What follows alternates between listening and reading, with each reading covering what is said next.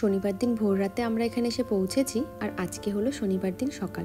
আজকের ব্রেকফাস্টটা আমরা আমাদের জন্য বাইরে থেকে অর্ডার করেছি আর ত্রিভিকের জন্য ব্রেড দিয়েছি।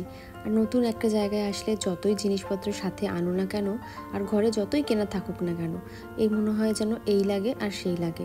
তো আজকে আমরা ভাবছিলাম বিকেলবেলার দিকটাতে একটু বাজারে যাব, কিছু যা যা জিনিসপত্র লাগবে সেগুলো কিনে নিয়ে আসবো। আর আমরা আসার আগেই এখানে মাছ মাংস সবজি যা যা দরকার হয় মোটামুটি অনেকটাই কিনে রেখেছে। আর এই লেবুটা আমি বাড়ি থেকে এনেছিলাম, দেশ থেকে গন্ধরাজ লেবু। ওর 3টে লেবু এনেছি, বেশ কয়েকদিন খেতে পারবো। আর সাথে কয়েকটা আমও এনেছিলাম, হিমসাগর।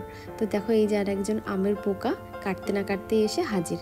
তো আমরা সকালবেলা ব্রেকফাস্ট করে তারপরে দুপুরবেলা যা মাছ মাংস ছিল সেখান থেকে একটু রান্নাবান্না করে এখন বিকেলবেলা যাচ্ছি আমরা একটু বাজারে। এখানে সব কিছুই যেহেতু দূরে, তার জন্য যখনই যাওয়া হয় তখনই একবারে অনেকটা করে আনা হয় যাতে বেশ কয়েকদিন চলে যায়। আর একান্তই কিছু খুব দরকার হলে কাছের যে গ্রসারি থাকে ছোটোখাটো সেগুলো থেকে চালিয়ে নেওয়া যায়। তো আমরা এখানে এখন মোটামুটি চাল ডাল মোটামুটি টুকটাক যা লাগবে বেশ কয়েকদিনের জন্য সেগুলো সব এনে নেব। আর ত্রিভিকের জন্য একটু খেলনাও কিনতে হবে। আর ও তো অনেক দিন ধরে ওয়েট করে আছে যে বাবার কাছে গিয়ে একে খেলনা কিনবো। তো ওর পছন্দের এই যে ওকে পছন্দ করতে দিয়েছি, যা যা পছন্দ করবে এখান থেকে নিয়ে নেব। আর সব থেকে মজার বিষয় হলো ও এখান থেকে একটা সাপ কিনেছে, কত বড় সাপটাকে দেখেই আমার কেমন যেন একটা গা শিরশির ফিল হচ্ছিল। ওকে এত বারণ করলাম, বলছে না এটা নাকি কিউটি পাই। দেখো এই যে এত বড় একটা সাপ নিয়েছে।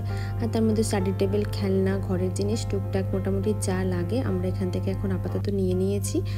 রাতের রান্না করাই আছে, এগুলো একটু গুছিয়ে ফ্রেশ হয়ে তারপরে আমরা ডিনার করে নেব। আর এখন গিয়ে ত্রিভিকের খেলনাটাকেও একটু খুলে দিই, নাহলে তো মাথা খারাপ করে দেবে।